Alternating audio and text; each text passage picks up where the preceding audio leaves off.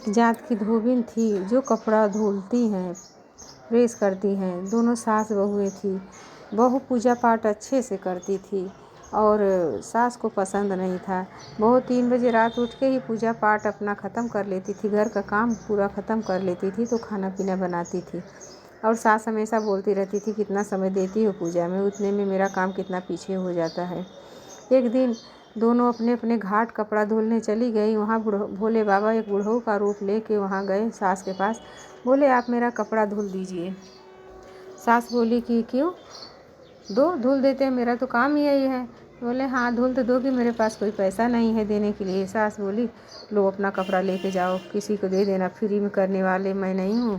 Free में करूँगी तो मेरा क्या होगा, मेरे परिवार का क्या होगा, भागो यहाँ से। वहाँ से भोले बाबा आ गए और बहू के पास जो है कपड़ा लेके खड़े हो गए। बोले, बेटी मेरा कपड़ा धुल दो, और मेरे पास तो कुछ है नहीं कि मैं आपको दे सकता हूँ। बहू बहुत खुश हुई, बोली कि आप तो बुजुर्ग हैं, मेरा प्रणाम स्वीकार करिए, मुझे इतना अच्छा मौका दिए हो। मैं फ्री में धुलने के लिए हमेशा तत्पर रहती हूँ, मगर कोई आता नहीं है, कोई देता नहीं है। आप तो इतना मुझे समझ लिए, मैं तो बहुत मन से आपकी सेवा करूँगी। मैं बहुत खुश हूँ, मुझे पता नहीं कितना आनंद मिल रहा है अभी। तो भोले बाबा का कपड़ा ली, धुल के दे दी और प्रेस करके दे दी। भोले बाबा बोले, बेटी आप मुझसे कुछ मांग लो। और बेटी बोली कि नहीं, आप तो पहले ही बोल दिए मेरे पास कुछ नहीं है, तो मैं नहीं कुछ मांग सकती।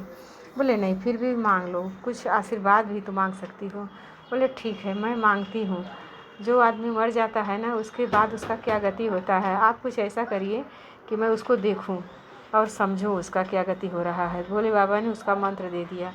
बोला, ठीक है आप देखोगी, फिर भी ये मंत्र किसी को बताना नहीं। कुछ दिन बाद दोनों सास बहू घर गई। कुछ दिन बाद सास मर गई और बहू वही देख रही है कि क्या गति हो रही है मेरे सास की, और देख के रोई नहीं, वही समझ समझ के अंदर अंदर कितना वो तड़प रही थी, रोई नहीं, खुश हो रही थी।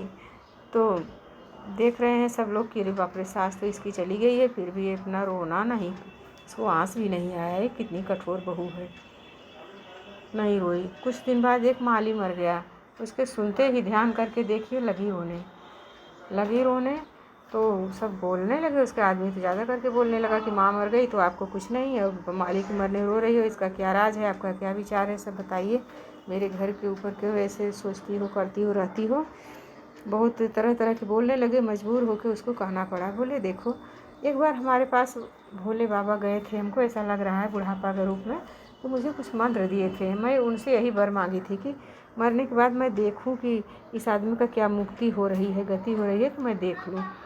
तो भोले बाबा हमको यही मंत्र दिए थे। अब उसी मंत्र को जब मैं पढ़ती हूँ, ध्यान करती हूँ, तो मैं सबको देख लेती हूँ कैसे कि इसका गति हो रहा है, तो उसी भाव से मेरे आँख से आंसू निकलते हैं। और मैं जब सबको आपको बता दे रही हूँ तो मैं पत्थर बन जाऊँगी। बोले थे किसी को बताना नहीं, कि तुम पत्थर बन जाओगी, और बहू तुरंत वहाँ पत्थर बन गई। तो उसका पति तो बहुत चिंता में पड़ गया। ये बात सच था, मैं समझा नहीं, मगर पूछ भी लिया। चलो भोले बाबा से दुआ करने लगे, भोले बाबा मेरे ऊपर कृपा करो, इनका अच्छा गति मुक्ति दो, पत्थर नहीं बना के यहाँ रखो, और हम आपका बाद में शिव चर्चा करेंगे, करवाएंगे अपने घर। तो उसने भोले बाबा की दया से विष्णु लोक में उसका जगह मिला, बहुत अच्छा स्थान मिला। और यहाँ जो है उनके घर के जो थे शिव चर्चा किए। बोलो शिव परिवार की जय। शिव चर्चा की कहानी जो सुने सुनाए सबका मनोकामना पूर्ण हो, घर से दुख संकट दूर हो।